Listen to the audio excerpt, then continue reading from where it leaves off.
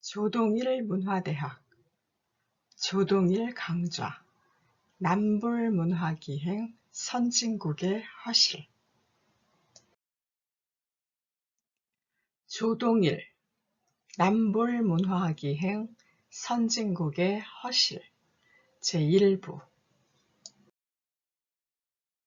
남불문화기행 제1부 그림을 구경하고 제1강 왜 불국인가 에서 제14강 니스의 현대미술관까지 강의 순서입니다.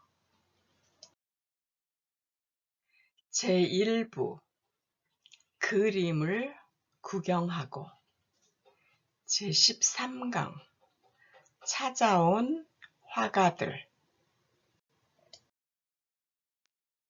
조동일 학술원 회원은 불문학, 국문학, 세계문학으로 시선을 돌리면서 학문을 해왔습니다.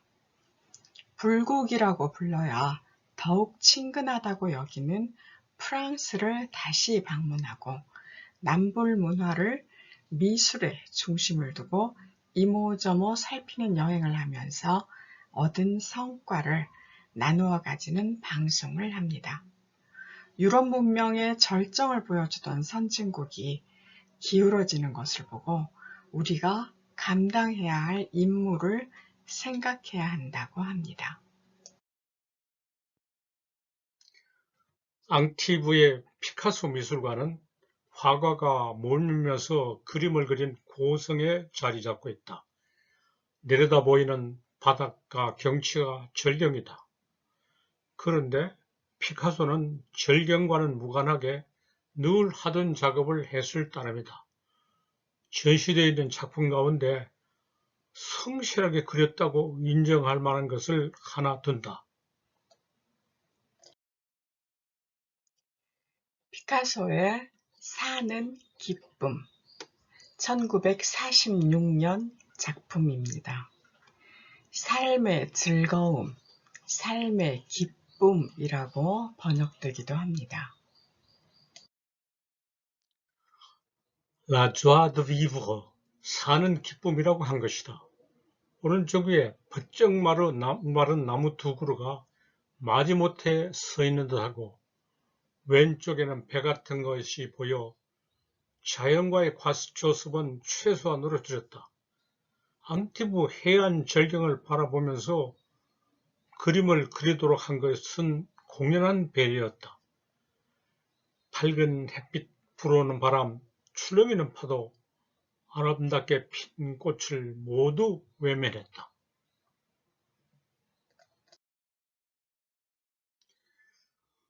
사는 즐거움이란 몸을 꼬고 춤을 추는 동작을 한 여성에게 짐승이 되어 다가가면서 악기를 연주하는 모습으로 다른 인물들도 이상하게 몸을 흔드는 동작으로 나타낸 성생활의 쾌락이다.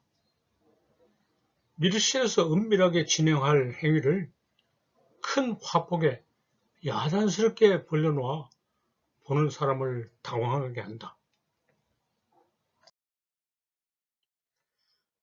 피카소 미술관을 보고 실망해서 시내 쪽으로 나오다가 페이네와 우스꽝스러운 두안 미술관이라는 곳에 우연히 들렸다가 놀라운 발견을 했다.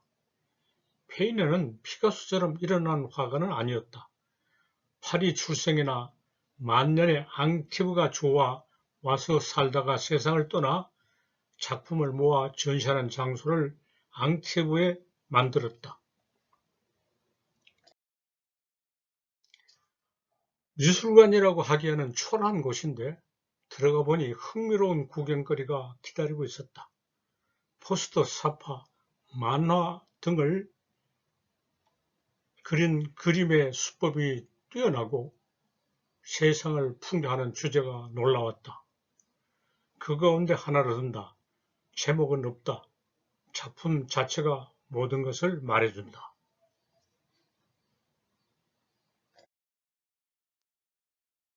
추운 겨울날 아직 어두운 때 방한복으로 무장하고 쓰레기통을 싱겁게 끌고 가는 처량한 청소부가 즐거운 상상을 한다. 햇빛이 찬란한 여름 싱그러운 나무들 사이에 잔디 위로 골프차를 끌고 가는 자기 모습을 마음에 떠올린다. 둘을 한꺼번에 보여주는 것이 피카소가 자랑으로 삼는 이상 야릇한 입체파 수법은 가능하지 않고 만화를 그리니 쉽게 이루어지고 누구나 이해할 수 있다. 삶의 즐거움이란 무엇인가? 피카소는 아주 다른 말을 했다. 어려움이 있으니 즐거움도 있다. 어려움을 겪으면서 즐거움을 상상한다. 상상은 즐겁다. 어둠에서 벗어나 밝은 곳으로 해가 빛나고 바람이 불고 나무들이 생기를 뽐내는 곳으로 가서 그 모두를 함께 누리는 즐거움이 진정한 즐거움이다. 사회적 불평등이 즐거움을 차단한다.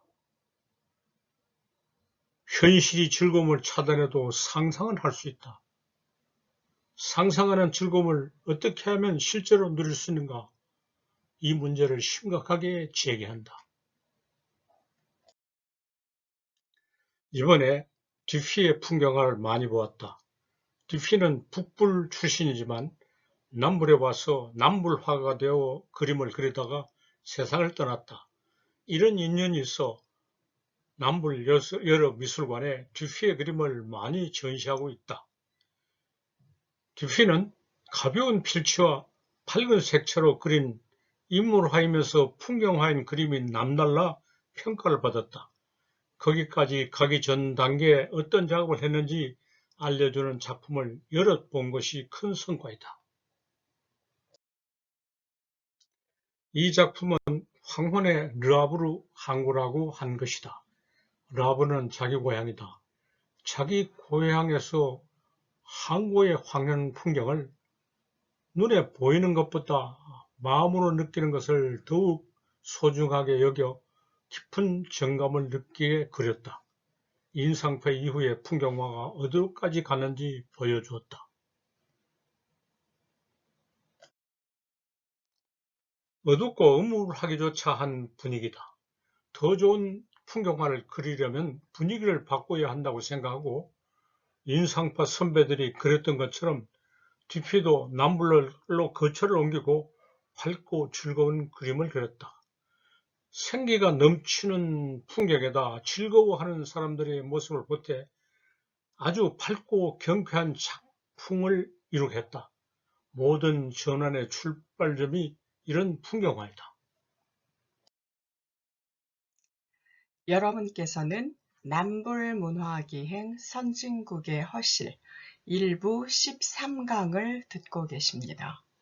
10강에서 남불의 화가들을 전체적으로 소개하고 11강부터 12강까지는 남불의 지방 화가들에 대한 강의에 이어서 13강에서는 남불로 이주해와서 그림을 그린 피카소, 페이네, 듀피, 마티스 등의 그림을 살핍니다. 피카소의 사는 기쁨과 피카소는 비교가 안 되는 무명의 화가 페이네의 작품에 나타난 삶의 즐거움에 대한 전혀 다른 두 화가의 관점을 살펴봤습니다. 라울 듀피도 남불로 이주해 그림을 그렸는데요. 북불에 있을 때 그린 그림과 남불 이주 후에 그린 그림이 전혀 다른 모습을 보여줍니다. 위에서 보신 그림 중 황혼의 르아브르 항구는 북불에서 그린 그림입니다. 이 화면에 있는 4편의 그림은 모두 남불 이주 후의 그림입니다. 북불에 있을 때와 그림이 어떻게 달라졌는지 살펴보시기 바랍니다. 남불로 이주한 화가들은 대부분 아름다운 남불을 많이 그렸는데요. 마티스가 몇 번 안 될 것 같은 단순한 터치로 니스를 어떻게 그렸는지 보시고 그것의 의미를 같이 생각해 보시기 바랍니다. 마티스도 북불 출신인데 남불로 이주해 니스 사람으로 일생을 마쳤다. 니스 일대 남불에 밝고 활기차고 다채로운 풍광이 모든 그림에서 넘친다. 현재 가보면 지나치지도 않고 과장도 아니며 자연스러운 느낌이고 표현이다. 이렇게 생각하고 니스의 마티스 미술관을 찾아가면 실망한다. 전시한 작품이 너무나도 빈약하다. 대표작이라고 할 수 있는 것은 하나도 없다. 다 팔려나가고 남은 것이 없기 때문이다. 고어처럼 작품이 안 팔리는 화가라야 미술관의 작품이 온전하게 남아있는데 마체너티스는 그렇지 않아 다행이면서 불행이다. 니스의 마티스 미술관에 볼 수 있는 작품 가운데 기억할 만한 것은 오직 한 점 이것이다. 니스의 폭풍이라는 제목이 말해주는 내용을 간결하면서 인상 깊게 그렸다. 나타낸 것이 적으면서 많다. 평소의 생각, 기존의 관념을 객격으로 깨는 충격을 준다. 손을 많이 대지 않고 좋은 그림을 그릴 수 있구나. 거추장스러운 장식이나 화려한 색채를 버리고 자세를 낮추면 이처럼 진솔한 경지에 이를 수 있구나. 니스라는 것이 좋기만 하다는 환상을 버리고 어디서나 겪는 순환을 감내해야 한다. 사람이 대단하다는 헛된 자부심을 버리고 자연에 순응해야 한다. 이런 가르침을 베푸려고 폭풍에 사랑의 매를 내려치는 것이 아닌가. 안녕하세요, 여러분. 여러분께서는 조동일 문화대학의 두 번째 강의인 조동일 교수님의 남불 문화기행을 듣고 계십니다. 이 강의는 1부 14강, 2부 16강, 모두 30강으로 이루어집니다. 구독을 누르고 강의를 수강하신 다음 논평을 써서 제출하시면 평가 등급이 기입된 수료증을 보내드립니다. 수강 사실은 강의마다 댓글을 달아 표시하시면 됩니다. 논평을 제출할 주소는 30강 말미에서 알려드리겠습니다. 이 강의는 첫 번째 강의 창조 주권론과 동시에 진행되고 있으니 함께 관심을 가져주실 것을 부탁드립니다. 창조 주권론은 세계사의 대전환기를 맞이하여 한국과 우리 개개인이 무엇을 해야 할 것인지에 대해 말하고 있습니다. 조동일 문화대학에 오신 여러분을 환영합니다. 이상 강의 진행과 낭독을 담당하는 이은숙이었습니다. 감사합니다.